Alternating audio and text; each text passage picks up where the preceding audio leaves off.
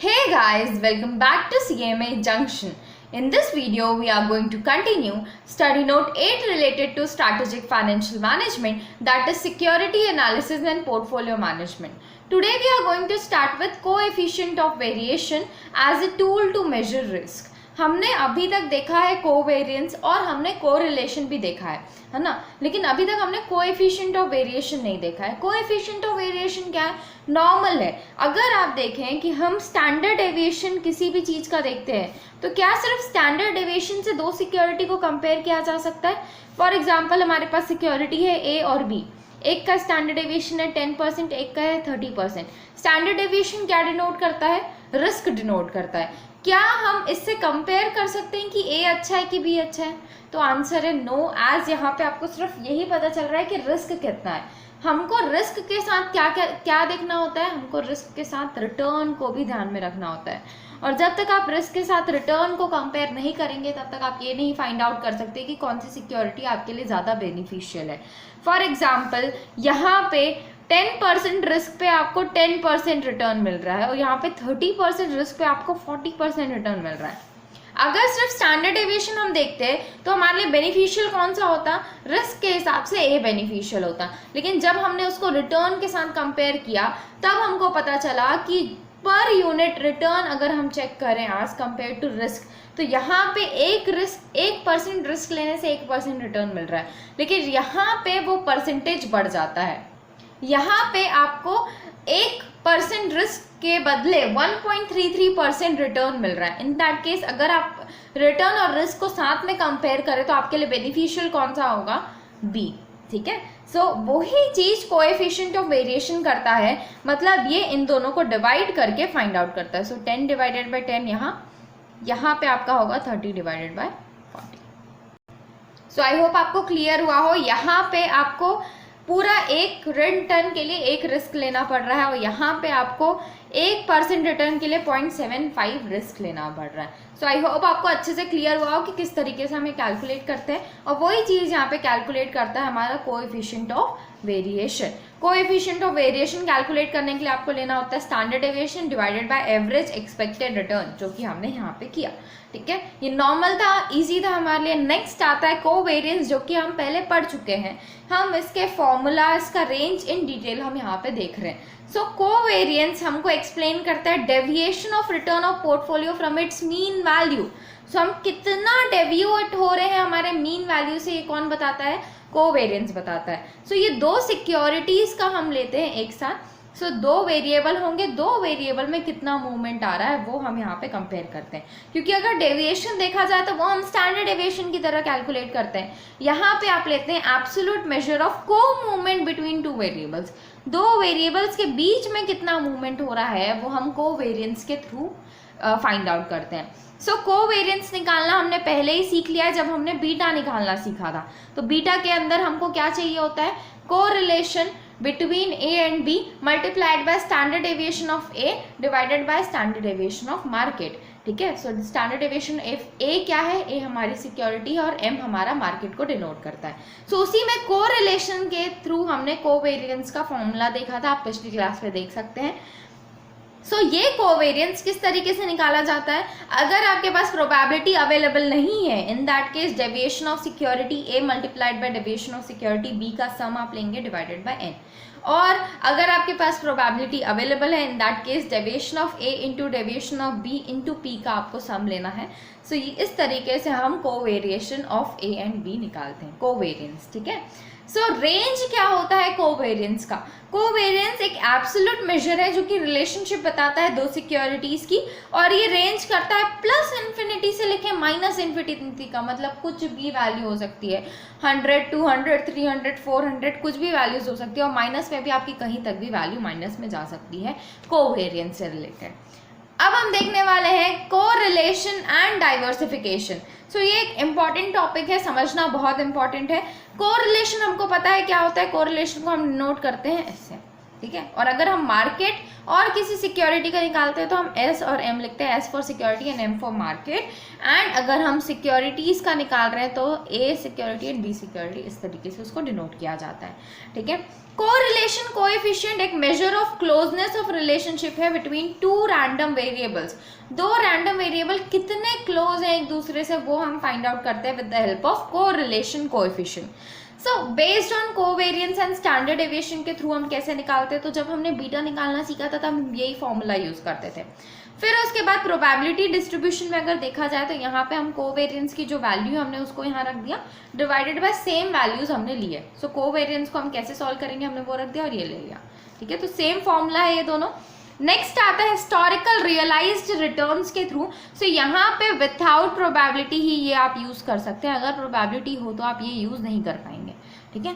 सो without probability ही ये formula use होता है। नॉर्मली अगर आप क्वेश्चन देखेंगे तो हमको इस फॉर्मूले से आंसर नहीं मिलेंगे, एज ये फॉर्मूला जो है ये नॉर्मल हम जब भी कोरिलेशन पढ़ते आए हैं तब यूज किया जाता था, लेकिन अभी हम कोरिलेशन के लिए मेनली ये दोनों फॉर्मूला ही यूज करते हैं। सो फॉर्मूला क्या है एक बार देखना जरूर चाहिए। So correlation between x and y is equal to number of items, जितने भी आपको दिए होंगे सिक्योरिटीज के नंबर्स वो आपको लेने हैं, sum of x and y minus sum of x into sum of y root over n sum of x square minus sum of x का whole square minus n sum of Y का whole square minus sum of Y का whole square, ठीक है। So n into sum of Y का square and Y का whole square, इस तरीके से ये फॉर्मूला को यूज़ किया जाता है। सो नॉर्मली ये जो फॉर्मूला हम यूज़ नहीं करते हैं, हम ज़्यादातर यही दोनों फॉर्मूला यूज़ करने वाले हैं। नेक्स्ट आता है हमारा डाइवर्सिफिकेशन।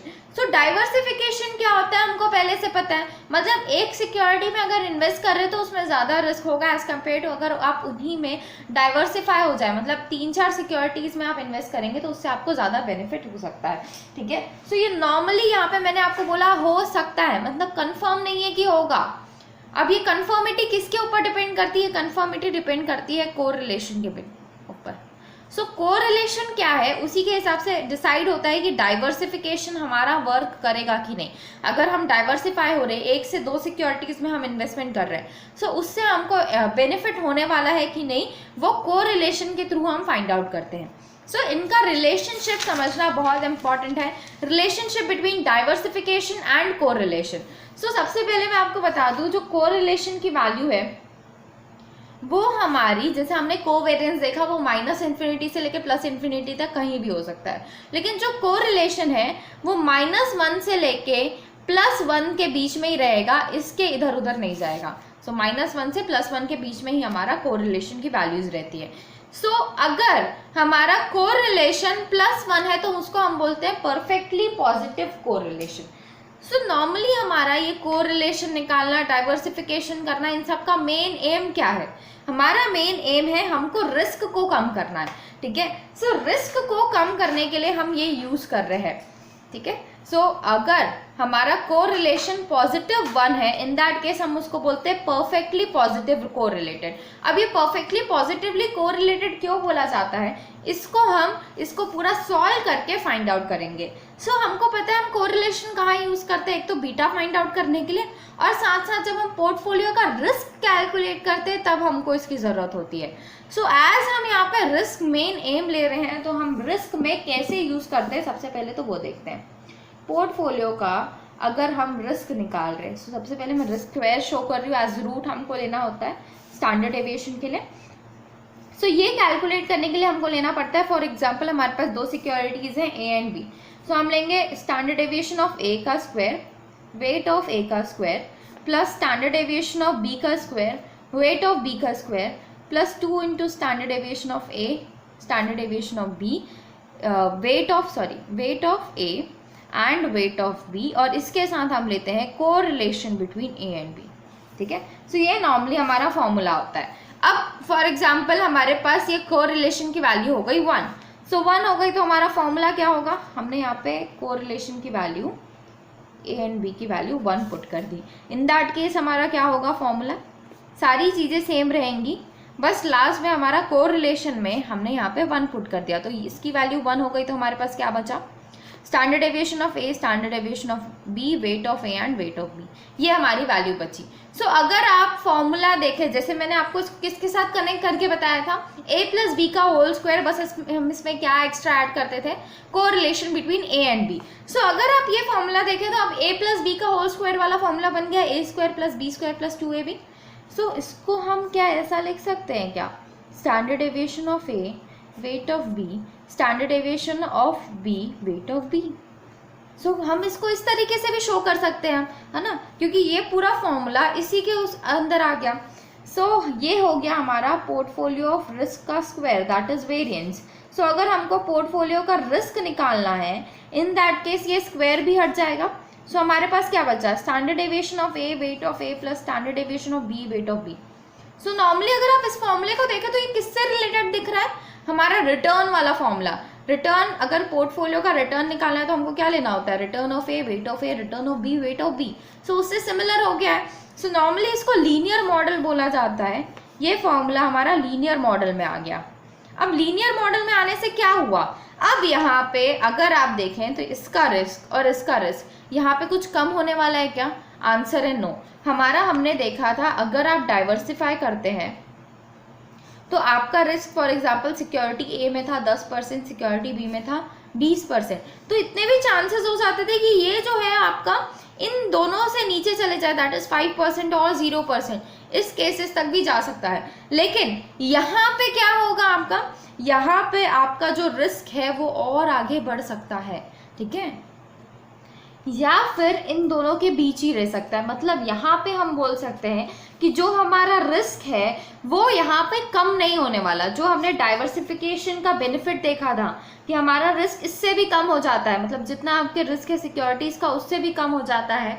सो ये बेनिफिट यहाँ पे नहीं मिलता जब आपका कोरिलेशन +1 है, that is perfectly positive correlated है। सो यहाँ पे क्या होता है, यहाँ पे जो आपका रिस्क है ऑफ पोर्टफोलियो वो यहाँ पे हमारा जब R आपका +1 है, इन दैट केस यहाँ पे आपका कोई भी रिडक्शन नहीं होगा ड्यू टू डाइवर्सिफिकेशन, ठीक है। आई होप आपको क्लियर हुआ हो कि यहाँ पे आप रिलेशन क्रिएट नहीं कर सकते, यहाँ पे डाइवर्सिफिकेशन से हमको कोई भी बेनिफिट नहीं मिल रहा है। सो डाइवर्सिफिकेशन करें या ना करें, आपका एट लास्ट रिजल्ट वही आने वाला है, आप ये मान सकते हैं। नेक्स्ट हमारे पास आता है सिचुएशन जहां पे हमारा जो कोरिलेशन है वो -1 है, और -1 को हम बोलते हैं perfectly negative correlation, perfectly negative correlation. So जब हमारा परफेक्टली नेगेटिवली कोरिलेटेड होता है, इन दैट केस यहाँ पे हम सेम वही फॉर्मूला लेंगे जैसा हमने वहाँ पे लिया था और उसके हिसाब से फाइंड आउट करेंगे कि सिचुएशन क्या हो सकती है। अभी हम पूरा ऐसे सॉल्व क्यों कर रहे हैं, तो नॉर्मली आपको ऐसे क्वेश्चंस आ सकते हैं जहाँ पे आपको ये सारी चीज़ें फाइंड आउट करने के लिए बोल सकता है। मतलब नॉर्मली आपको ऊपर में दे देगा ये फॉर्मूला और उसके हिसाब से आपको ये सारी चीज़ें फाइंड आउट करनी होंगी। सो आप इजीली फाइंड आउट कर सकते हैं। और अब देखें, अगर आपको कोई भी क्वेश्चन में जहाँ पे कोरिलेशन हमको 1 दिया हुआ है, तो नॉर्मली हम इस फॉर्मूले में पुट करके हम डायरेक्टली रिस्क फाइंड आउट कर सकते हैं। तो कितना इजी हो गया सोचिए, अगर हमको पता है कि हमारा कोरिलेशन +1 है, इन दैट केस हम डायरेक्टली ये फॉर्मूला यूज करेंगे और हमारा क्वेश्चन इजीली सॉल्व हो जाएगा। नेक्स्ट आता है पॉजिटिव हो गया हमारा। अब हम देख रहे हैं नेगेटिव का केस। इन दैट केस हमारे पास होता है फॉर्मूला क्या है, स्टैंडर्ड डेविएशन ऑफ ए का स्क्वायर, वेट ऑफ ए का square, standard deviation of B का स्क्वायर, वेट ऑफ बी का square plus 2 into standard deviation of A, weight of A, standard deviation of B, weight of B और correlation between A and B। अब हमको पता है ये जो correlation है इसकी वैल्यू हम पुट कर रहे हैं -1। अब -1 पुट कर रहे हैं, इन दैट केस क्या होगा, स्टैंडर्ड डेविएशन ऑफ A का स्क्वायर, वेट ऑफ A का स्क्वायर, B का स्क्वायर, वेट ऑफ B का स्क्वायर, प्लस की जगह अब एज माइनस हो गया, इन दैट केस यहाँ पे माइनस हो जाएगी वैल्यू, है ना। -1 हो गया तो यहाँ पे हमारी -2 हो गया into weight and standard deviation of A and B, ठीक है। सो आई होप क्लियर हुआ हो। नेक्स्ट, अब अगर हम इस फॉर्मूले को देखें तो ये है a² + b² - 2ab वाली सिचुएशन में आ गया है। इन दैट केस अब ये फॉर्मूला किसका होता है, ये होता है a - b का होल स्क्वायर का फॉर्मूला। सो हम बोल सकते हैं इसको standard deviation of A, weight of A minus standard deviation of B weight of B का whole square. In that case ये तो रिस्क का स्क्वायर है, हमको पोर्टफोलियो का रिस्क फाइंड आउट करना है, तो ये स्क्वायर हट जाएगा, हमारे पास क्या बचेगा, standard deviation of A weight of A minus standard deviation of B weight of. ठीक है, आई होप ये आपको क्लियर हुआ हो। अब नेक्स्ट देखिए, एज ये वाली सिचुएशन क्रिएट हो जाती है तो ये एक ऐसी सिचुएशन है जहाँ पे आपका रिस्क जो है वो जितना है उससे बहुत कम हो सकता है और जीरो की सिचुएशन में भी पहुंच सकता है, क्योंकि यहाँ पे देखें हमारा जो इसका रिस्क है और इसका रिस्क माइनस हो रहा है। मतलब फॉर एग्जांपल अगर ये 10 है और ये 0.5 है, ये भी 10 है और ये भी 0.5 है, इन दैट केस तो हमारा रिस्क तो पूरी तरीके से जीरो हो गया है ना। सो यहाँ पे ये आपका रिस्क को पूरी तरीके से मिनिमाइज करता है और साथ साथ ऐसा भी हो सकता है कि आपका रिस्क जो है पूरी तरीके से जीरो हो जाए। सो यहाँ पे हम बोल सकते हैं कि यहाँ पे हमारा जो रिलेशनशिप है बिटवीन कोरिलेशन एंड डाइवर्सिफिकेशन वो फुल्ली सेटिस्फाई हुआ है और हमको हमारे डाइवर्सिफिकेशन का पूरा बेनिफिट मिला है। ठीक है, सो यहाँ पे आप बोल सकते हैं कि हमारी जो वैल्यू है वो ज़ीरो भी हो सकती है, और ज़ीरो हो सकती है तो हम यहाँ पे बोल सकते हैं कि हमारा जो डाइवर्सिफिकेशन है उसका पूरा का पूरा आपको बेनिफिट मिला है, full diversification achieved, we can say that. ठीक है, सो आई होप ये क्लियर हुआ हो जब हमारा P-1 है। नेक्स्ट केस आता है जहाँ पे हम ले रहे हैं और P-1 है, इन दैट केस हम डायरेक्टली ये फॉर्मूला यूज कर सकते हैं, that is standard deviation of A weight of A minus standard deviation of B weight of B. So कितना ईजी हो गया देखिए हमारे लिए कैलकुलेशन करना, अगर आप ये सब चीज़ें सीख लेते हैं तो। नेक्स्ट हमारे पास आ रहा है when P is equal to 0। So जब हमारा कोरिलेशन का वैल्यू 0 होता है तो हम इसको बोलते हैं नो कोरिलेशन, यहाँ पे कोई भी कोरिलेशन नहीं है ऐसा हम मानते हैं। सो इन दैट केस हमारा फॉर्मूला कैसा होगा, सो हम डायरेक्टली जब कोरिलेशन की वैल्यू में 0 पुट करके देख रहे हैं और सॉल्व कर रहे हैं। ठीक है, so in that case standard deviation of A का स्क्वायर वेट ऑफ ए का square plus standard deviation of B का स्क्वायर वेट ऑफ बी का स्क्वायर, हमने पुट कर दिया कोरिलेशन की वैल्यू 0। सो यहाँ पे हम पुट करते हैं इसको standard deviation of A weight of A standard deviation of B weight of B into जो हमारा कोरिलेशन है हम उसको शो कर रहे हैं 0। सो हमने कोरिलेशन की वैल्यू 0 कर दी तो ये पूरा 0 हो गया। हमारे पास क्या बचा, स्टैंडर्ड डेविएशन ऑफ ए का स्क्वायर वेट ऑफ ए का square plus standard deviation of B का स्क्वायर वेट ऑफ बी का स्क्वायर। ये तो हो गया रिस्क का स्क्वायर। जब हमारे पास पोर्टफोलियो का हम रिस्क निकालेंगे इन दैट केस आपको इसको रूट करना पड़ेगा, तो रूट ऑफ ए का स्क्वायर वेट ऑफ ए का square plus standard deviation of B का square plus weight of B का square into weight of B का स्क्वायर। आई होप ये क्लियर हुआ हो। यहाँ पे हमने क्या किया, यहाँ पे अगर आप देखें तो यहाँ पे बोला जाता है कि कोरिलेशन है ही नहीं, नो कोरिलेशन वाली सिचुएशन है और इसको हम बोलते हैं नॉट अ गुड डाइवर्सिफिकेशन, क्योंकि यहाँ पे आप प्रेडिक्ट नहीं कर सकते कि आपको इसका बेनिफिट मिलेगा कि नहीं, डाइवर्सिफिकेशन का बेनिफिट मिलेगा कि नहीं, यहाँ पे प्रेडिक्टेबल नहीं है। यहाँ पे हमको पता है कि यहाँ पे कोई भी रिडक्शन नहीं होने वाला है डाइवर्सिफिकेशन के थ्रू। यहाँ पे हमको पता है कि डाइवर्सिफिकेशन हमको फुल्ली अचीव होगा, मतलब रिडक्शन होना पक्का है। यहाँ पे हमको पता ही नहीं है कि रिडक्शन होगा कि एडिशन होगा, ये सिचुएशंस पर डिपेंड करेगा, इसलिए बोला गया है कि not a good diversification.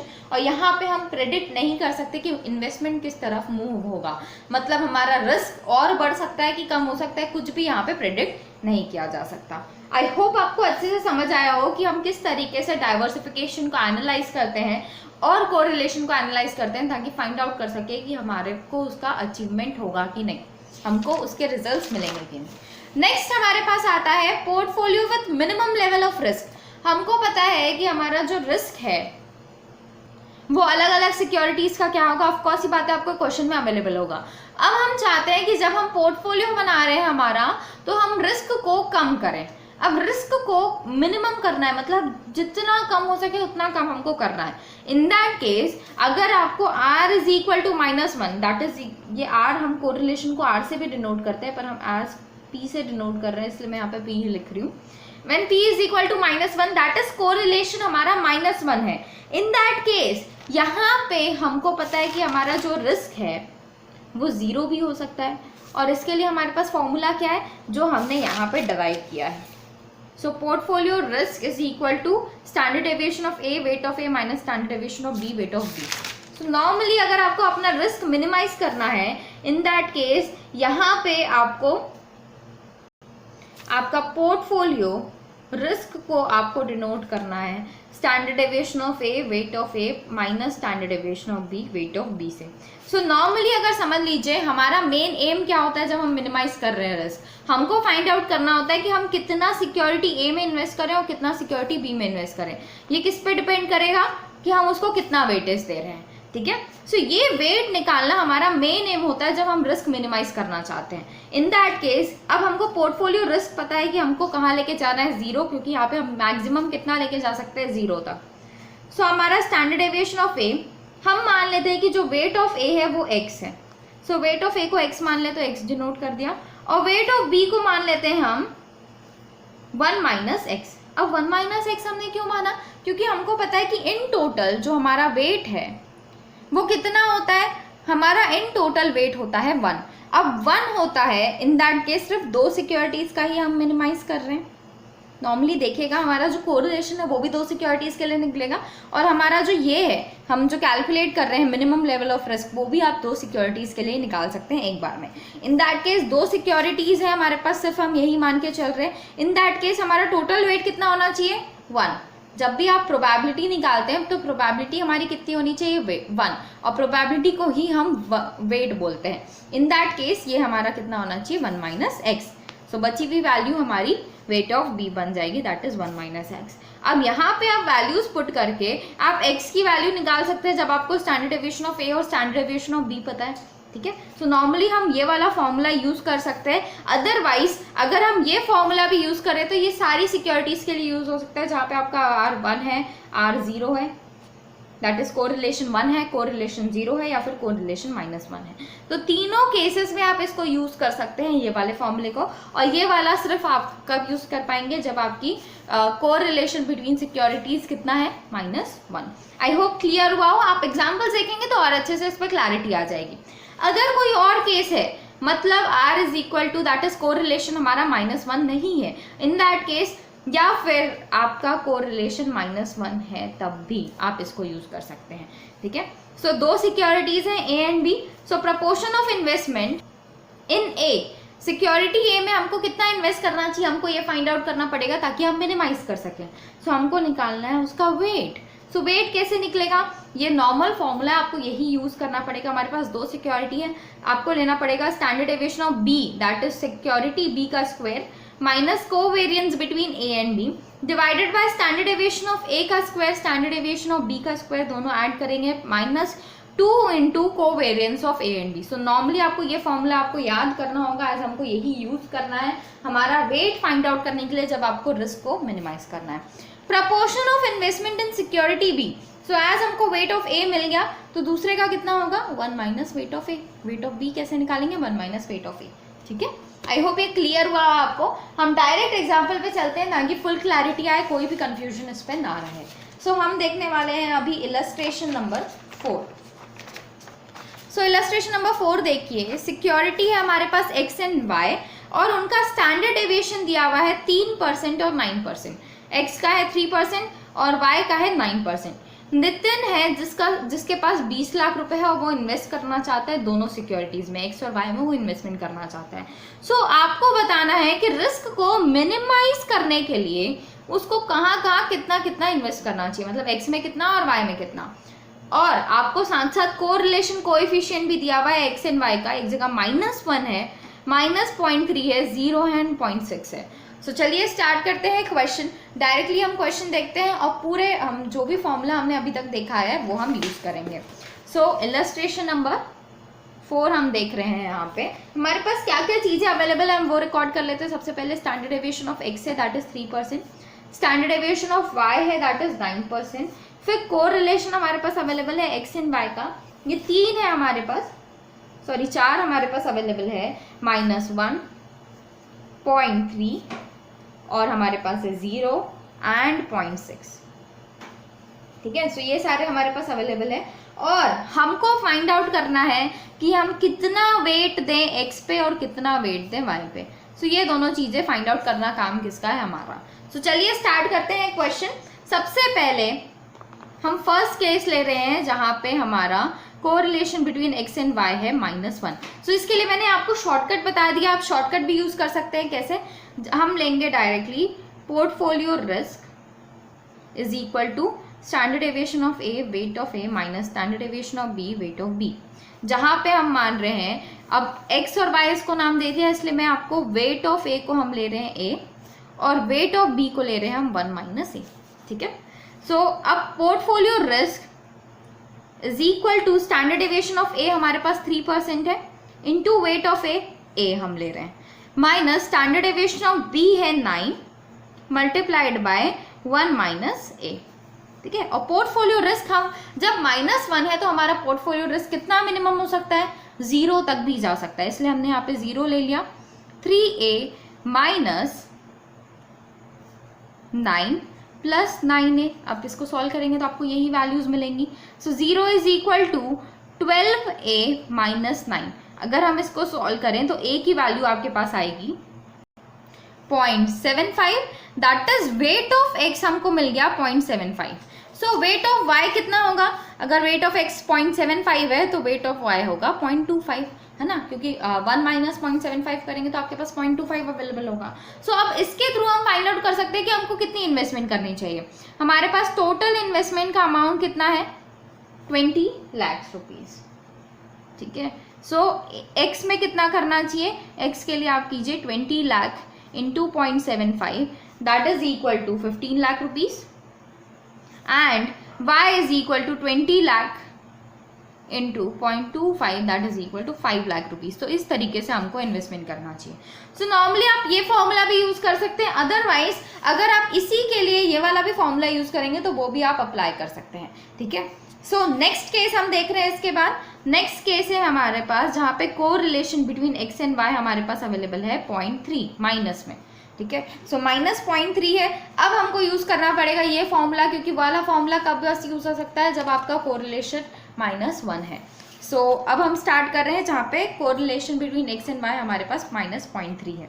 So weight of a और weight of b, weight of x और वेट ऑफ y हमको फाइंड आउट करना है। सॉरी, यहाँ पे आप इसको x एंड y कर लीजिएगा। ठीक है, सो चलिए स्टार्ट करते हैं हम नेक्स्ट केस, जहां पे हमको निकालना है पोर्टफोलियो रिस्क के हिसाब से हम कैलकुलेशन करेंगे। सो पोर्टफोलियो रिस्क हमको क्या करना है? मिनिमाइज करना है पोर्टफोलियो रिस्क। उसके लिए हम सबसे पहले फाइंड आउट कर रहे हैं वेट ऑफ एक्स।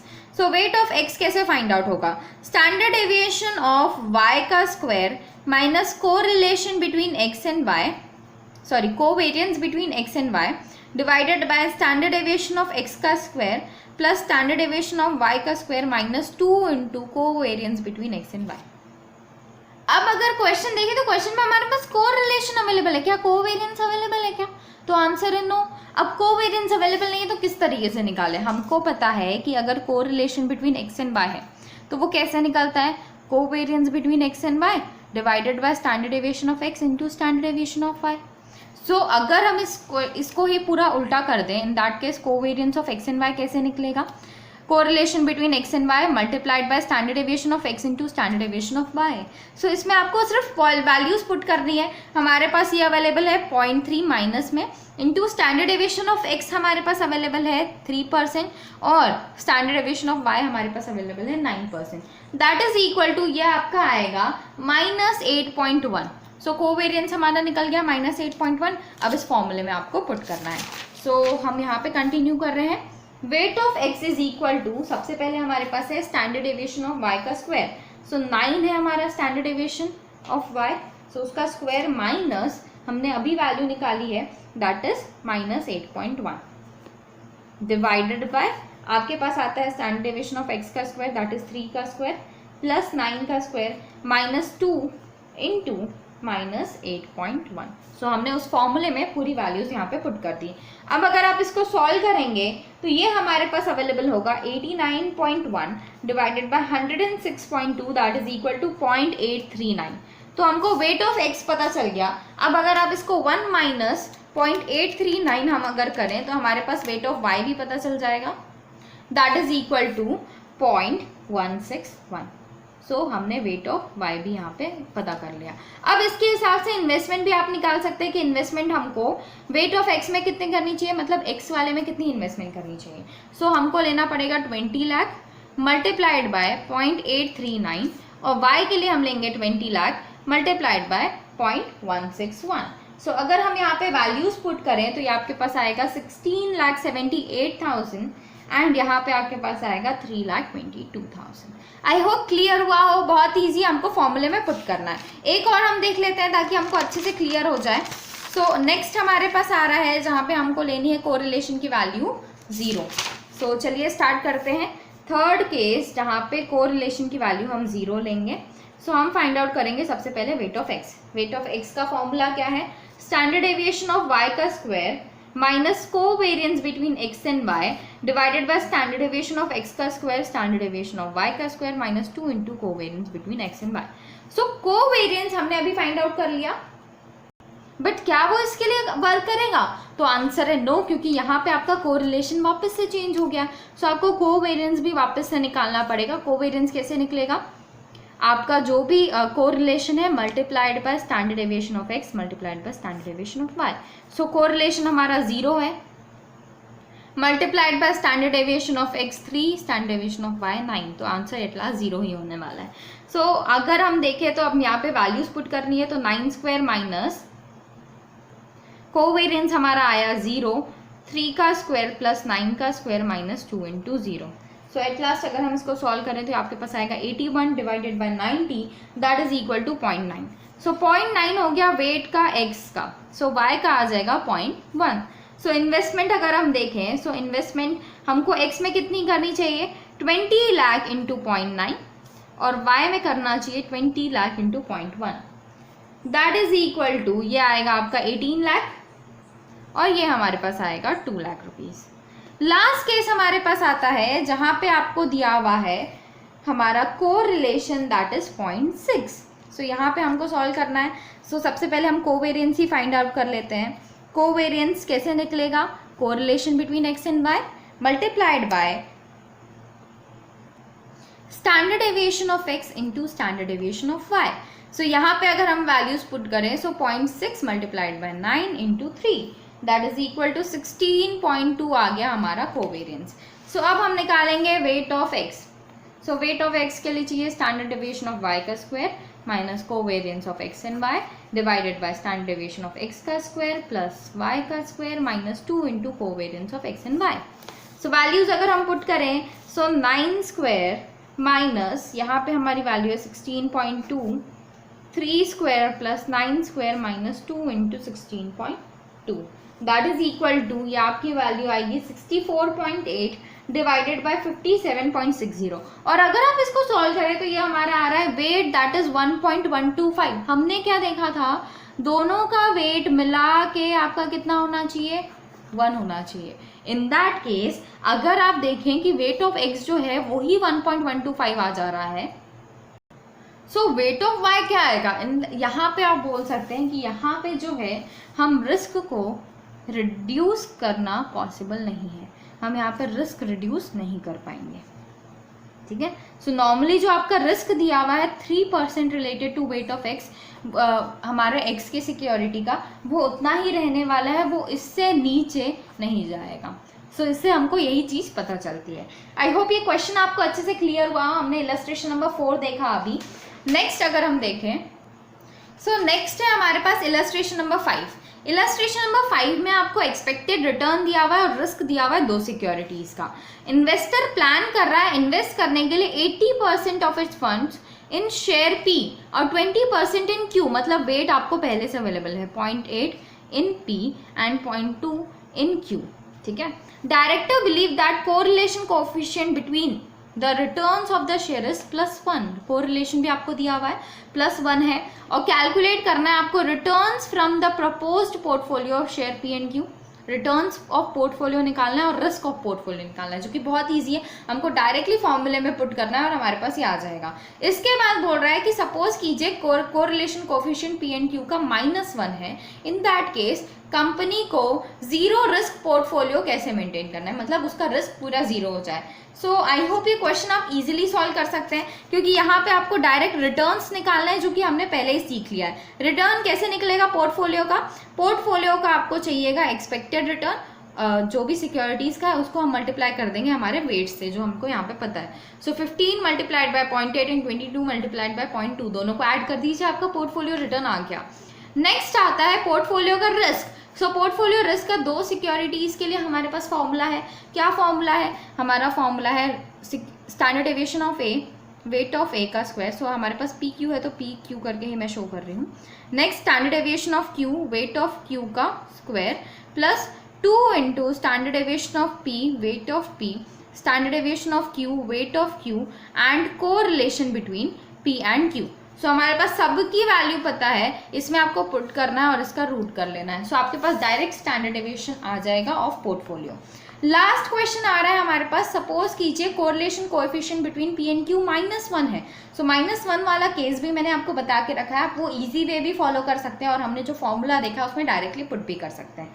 ठीक है, तो आपको फाइंड आउट करना है कि कंपनी कितना इन्वेस्ट करेगी ताकि उसका पोर्टफोलियो की वैल्यू क्या हो जाए, जीरो, दैट इज पोर्टफोलियो का रिस्क हो जाए जीरो। सो हम दोनों फॉर्मूले से इसको सॉल्व कर सकते हैं। एज मैंने आपको -1 के लिए ये वाला फॉर्मूला यूज करके बता दिया, तो मैं आपको इसी इलस्ट्रेशन में, इलस्ट्रेशन नंबर 5 के लिए मैं आपको डायरेक्ट कोरिलेशन ही बता रही हूँ, और कोरिलेशन का हम सॉल्व कर रहे हैं थर्ड वाला केस, ए बी आपको खुद से सॉल्व करना है।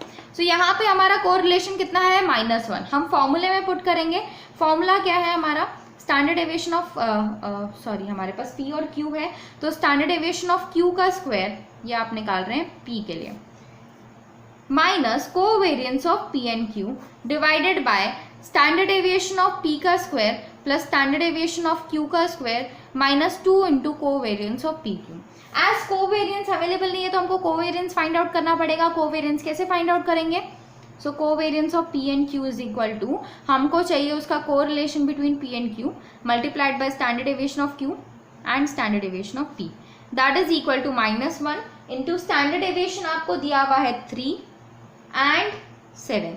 सो हम इसको मल्टीप्लाई करें तो ये हमारे पास आ रहा है -21। ठीक है, सो हम वैल्यूज पुट करते हैं। स्टैंडर्ड डेविएशन ऑफ क्यू हमारे पास है 7 का स्क्वायर माइनस 21 डिवाइडेड बाय 3 का स्क्वायर प्लस 7 स्क्वायर -2 इंटू -21। अगर आप इसको सॉल्व करेंगे तो ये हमारे पास वैल्यू आएगी, weight of P that is equal to 70 divided by 100, that is equal to 0.7। So weight of P 0.7 and weight of Q 0.3। आप सॉल्व करके देख सकते हैं, ये वाला आपका इसके थ्रू आया है, हमने जो पहले सॉल्व किया था सेम उसके थ्रू भी यही आंसर्स आपके आने वाले हैं। सो हमको ये वेट्स मिल गए, मतलब आपको इन्वेस्टमेंट पी में 0.7 करना चाहिए और 3 में 0.3 करना चाहिए, सॉरी क्यू में 0.3 करना चाहिए। तो इसके हिसाब से आपका जो रिटर्न है वो मिनिमाइज हो जाएगा, मतलब मिनिमम दैट इज जीरो हो जाएगा रिस्क। ठीक है, सो रिस्क जो है हमारा जीरो हो जाएगा इस केस में, अगर आप इस तरीके से इसको सॉल्व करते हैं। आई होप आपको ये क्लियर हुआ हो। नेक्स्ट हमारे पास आता है इलस्ट्रेशन नंबर 6। सो इलस्ट्रेशन नंबर 6 हम देखें अगर, तो ये भी हमारा वेट से ही रिलेटेड है, और एज वेट से रिलेटेड है तो इसी पार्ट का आगे कंटिन्यूएशन हमको करना होगा। सो ये जो क्वेश्चन है वो मैं नेक्स्ट क्लास पे कंटिन्यू करूंगी। आज हमारी क्लास अभी बहुत लॉन्ग हो चुकी है, सो नेक्स्ट क्लास में हम इसको डिस्कस करेंगे, दैट इज इलस्ट्रेशन नंबर 6, और इसके आगे के सारे डिस्कशन हम नेक्स्ट क्लास में कंटिन्यू करेंगे। आज की क्लास हम यही एंड करते हैं। आई होप आपको आज का वीडियो हेल्पफुल लगा हो। आज हमने वेट्स के बारे में पढ़ा, और मेन इंपॉर्टेंट टॉपिक आज हमारा था ये फॉर्मूला। ठीक है, सो ये फॉर्मूला बहुत इंपॉर्टेंट है, इससे रिलेटेड क्वेश्चंस भी बहुत सारे आपके आते हैं। सो अच्छे से लर्न कर लीजिएगा formula. So all the best, and I hope अगर आपको वीडियो हेल्पफुल लगा हो सो वीडियो को लाइक कीजिए, शेयर कीजिए, सब्सक्राइब कीजिए, and don't forget to press that bell icon to get more updates. So that's it, see you all in the next video.